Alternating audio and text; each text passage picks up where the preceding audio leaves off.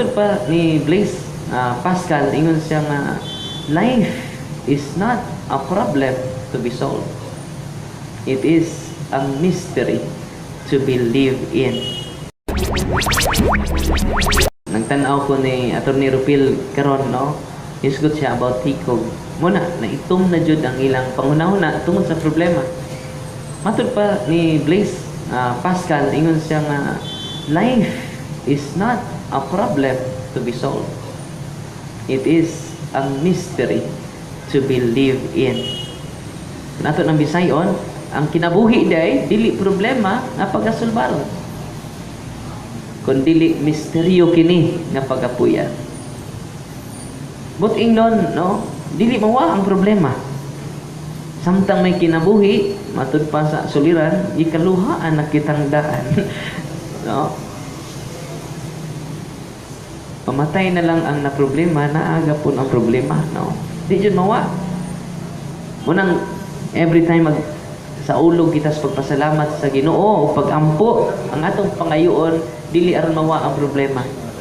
Ang una itong pangayoon, Lord, gai kong kusog nga akong masugakon ang akong mga problema.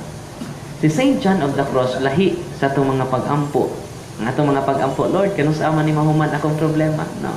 Kanong sa ama ni matapos ang akong mga pag-antos. Di ba? Gusto ko og kanang hayahay kanunay. No? Pero si St. John of the Cross, mingon siya, Lord, kung kining akong pag-antos karong adlaw gamay ra, please, pwede dugangi. Dugangi pa, no? Kaya nato di mga pag-antos, may makapalig-on ka nato, no? Kasagaran bitang naghikog, no? Ang mga anak o mga adunahan. Nakadungog ba kagulyat nga doon ay naghikog badyaw, no? Attorney, na-report nga, badyaw naghikog. Ikaw, inay mamina. Nakadungog mo? Wala. No? Ano man, anad sa kalisod. Tanawan na inyong mga anak, gianad ninyong hayahay. No? Kanunay nyo, hatod, kuha. No? Di nyo pasakyog tricycle, di nyo pasakyog jeep. Dali kayo na. Malukapa sa mga problema. No?